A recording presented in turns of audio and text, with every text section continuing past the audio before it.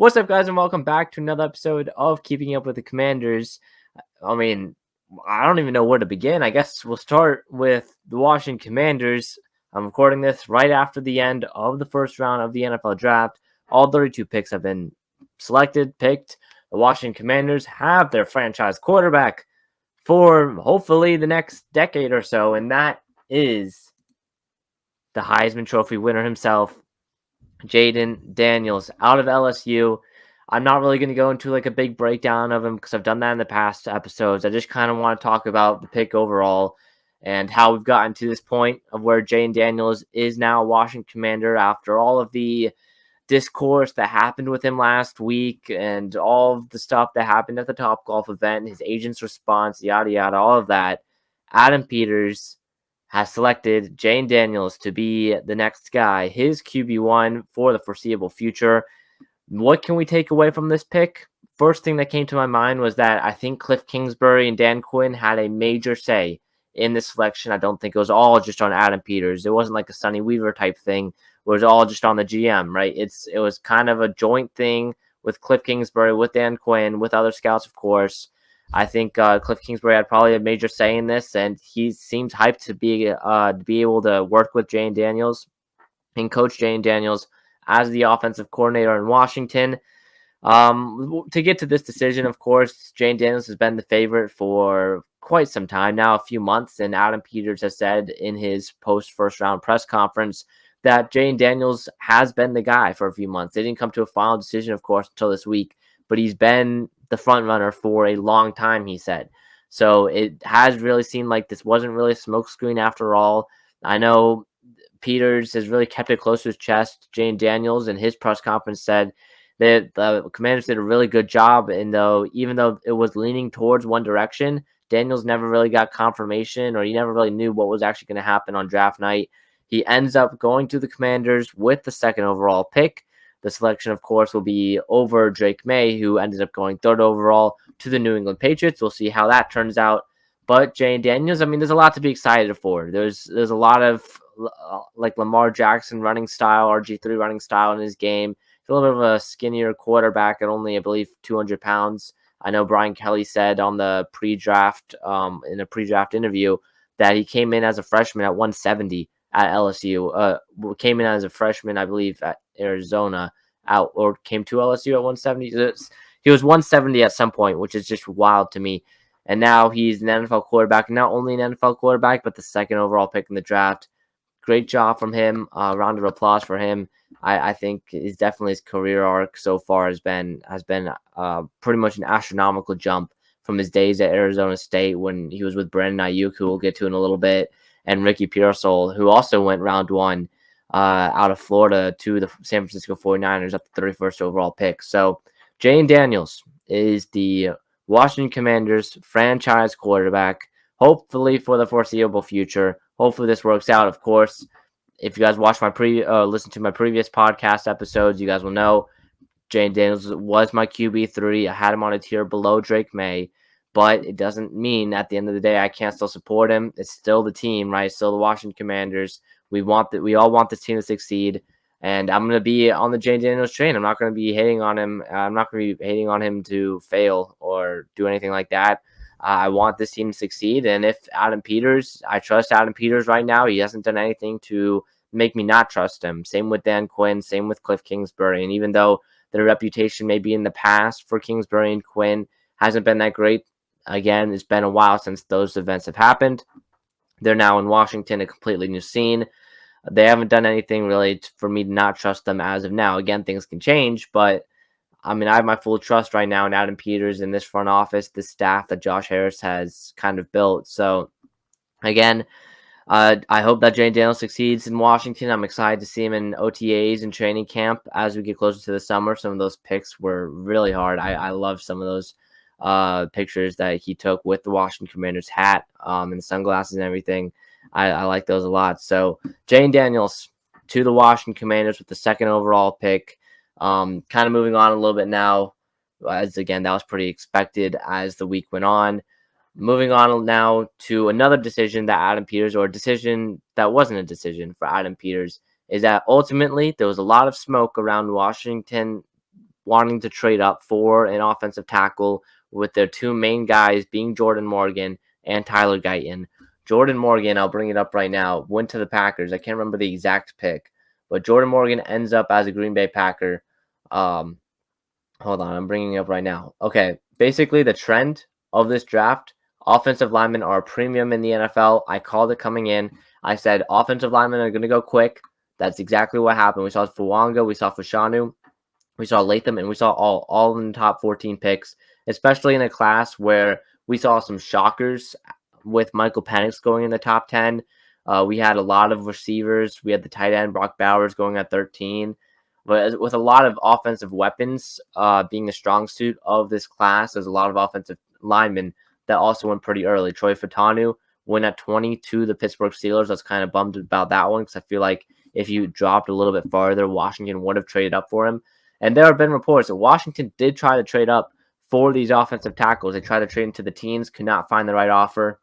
Tried to trade up again into the later of the 20s, but then once Jordan Morgan went to the Packers at 25, and once Tyler Guyton went to the Cowboys at 29, that kind of really sealed it. I feel like Guyton was kind of the guy that they were trying to eye on to try and trade up for. Didn't end up happening, but again, hey, that's not the end of the world, right? That was just something that was potentially going to happen. You still got some great tackles on the board. You've got Patrick Paul. You've got You've got Patrick Paul. You've got Blake Fisher, Roger Rosengarten, a lot of other guys as well. Christian Jones, Dominic Puny, Kingsley Suamatea. And then at guard, Christian Haynes is a pretty good player. He's a sleeper in my opinion. I think he's worth an early second-round pick. But I don't think Washington is targeting the inside of the interior. Jackson Powers-Johnson is a guy who has kind of fallen. I'll talk more about some of the best players available in a little bit. But there are still options. Again, it is a deep offensive line class. And with a team that desperately needs an offensive lineman, especially at the left tackle position, there's going to be more options. I really like Blake Fisher as a potential option for Washington somewhere on day 2. I wouldn't even be surprised if they pick him at 36 or at 40. So Washington doesn't end up trading up back into the first round, as many people predicted, for an offensive tackle. I think Daniel Jeremiah in his final mock had Washington trading up for Marius Mims. The tackle out of Georgia ended up going to the Cincinnati Bengals at the 18th pick, I believe? Yep, 18th pick. So there's a lot of guys Washington tried to trade up for. And again, they tried. There have been reports that they tried. You can't say they haven't tried. Regimes in the past in Washington wouldn't have even tried of trying to trade up for an offensive tackle. And Peters, I'm pretty sure they gave it all they got. Just wasn't the right answer. Wasn't the right compensation that they were going to get back. And I mean, you can't blame them. That's their decision. And now you kind of move forward now into day 2, which, I mean, as this podcast is going to come out at like 2 a.m., probably 3 a.m. on Friday morning. But by the time you may be listening to this, Washington might have already made a move with the 36th or the 40th pick. Some teams will be trying to trade up early on into day 2, now knowing that who's going to be available. There have been, I guess we can transition in a second, but like there's going to be some players available that teams will definitely want. So that's also what happened. And now I kind of want to transition a little bit to a storyline that kind of popped up pretty late in the draft on Thursday night.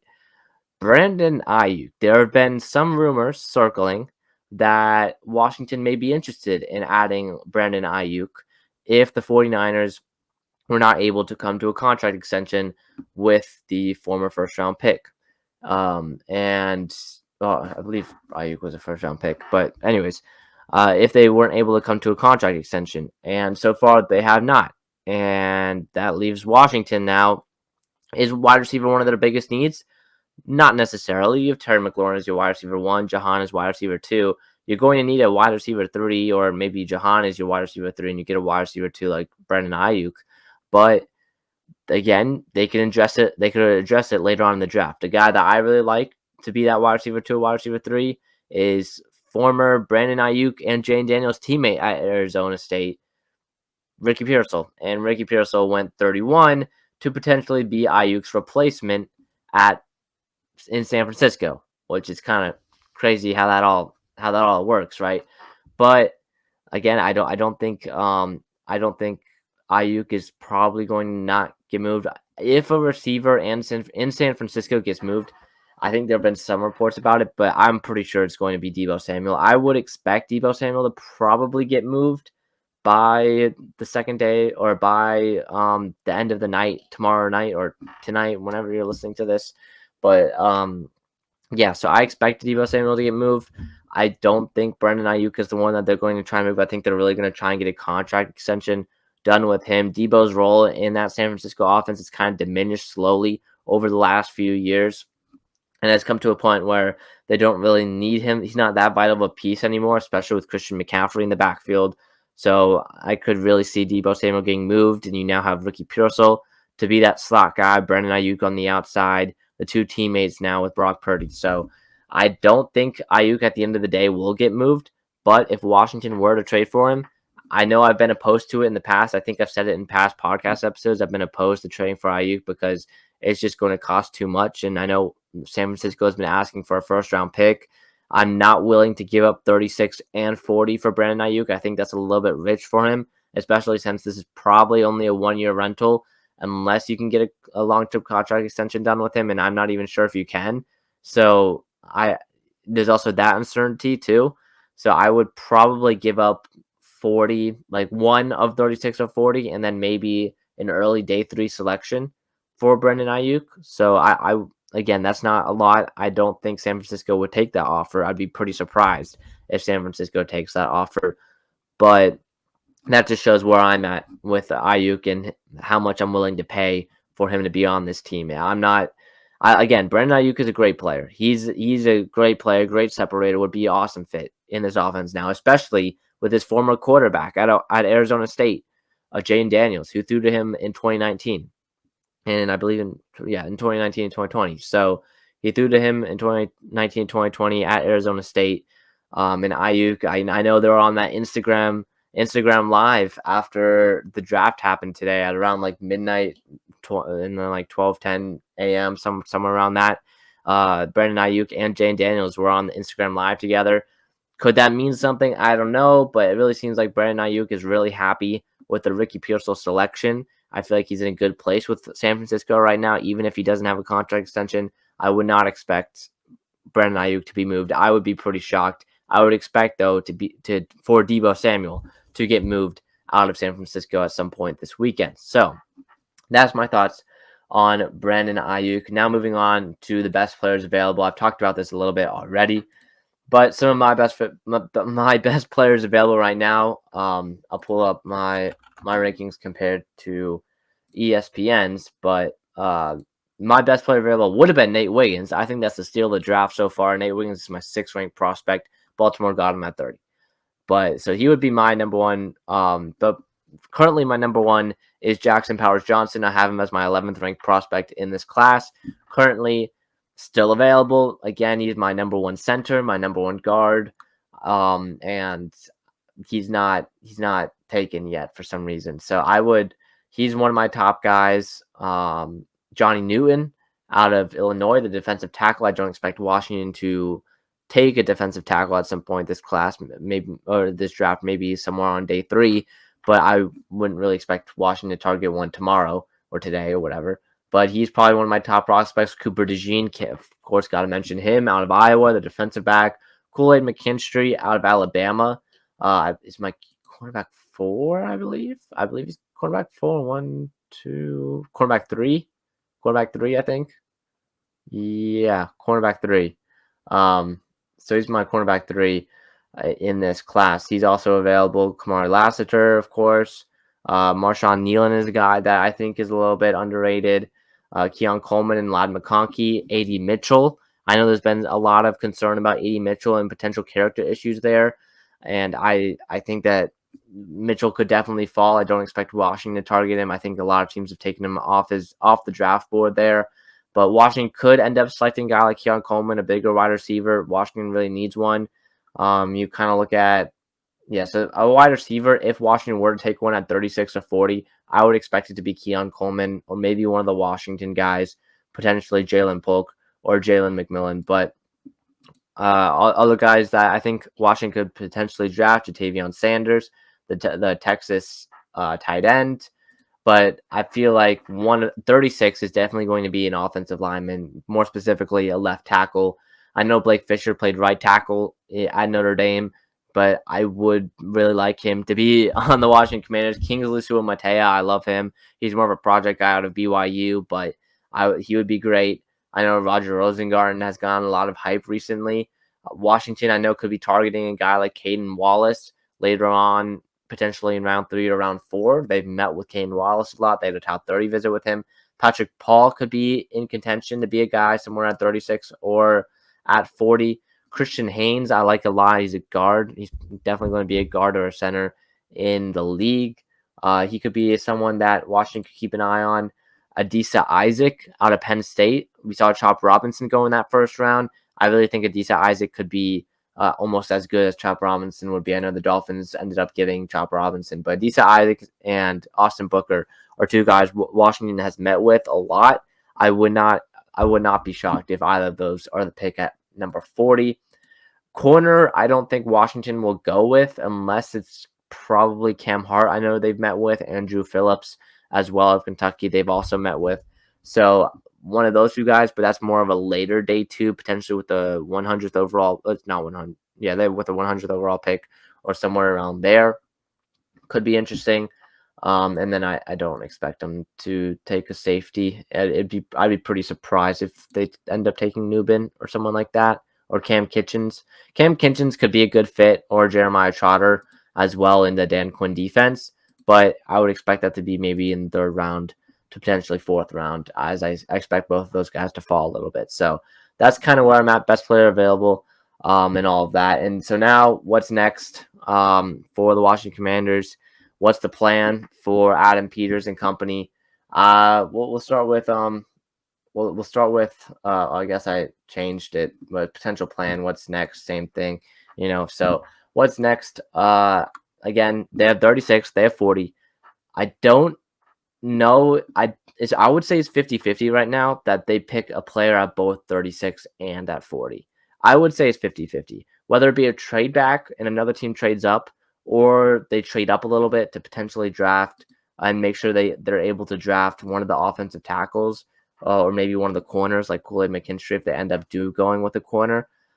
I don't really know if there's a player, though, that Washington at a position that Washington really needs that is worth trading up for. So I don't know if I would really expect a trade up, as a lot of the tackles and a lot of the offensive linemen beyond Jackson Powers Johnson he's almost beyond Jackson Powers Johnson have already been taken. Like Graham Barton, I know could have been an option for Washington, but I do expect them to. Definitely, I would not say. I don't think Washington picks where they are for each of their 4 picks tomorrow. Or is it 4 or is it 5? The 5 picks tomorrow. I don't expect Washington to pick exactly where they are for all 5 picks. That's all I'm going to say. I don't think it happens. I think the chances of that are really low. So that's it. That's it. Yeah. But yeah, that'll do it. I know it's a little bit of a short episode, but I mean, Washington has found their franchise quarterback potentially, Jayden Daniels, as Adam Schefter has said. Buy the jerseys. You guys can buy the jerseys now. So yeah, Jayden Daniels, a Washington Commander, JD5. Trust Way is going to have to give up his number, I guess, if Daniels wants number 5. So that'll do it for today's episode of Keeping Up with the Commanders. We'll have a full draft recap episode breaking down every single pick coming out on Sunday morning. So get ready for that. That one's going to be pretty fun. And then on Monday morning or Tuesday morning will be kind of just a draft recap overall. Jackson Powers, not Jackson Powers Johnson, but JPOW NFL. Jackson Powers will be joining the show to break down the winners and losers. I know his Seahawks, he probably really liked the pick today with Byron Murphy as their selection. So that'll do it for today's episode of Keeping Up with the Commanders. See you guys on Sunday. See you guys in the next one. Peace.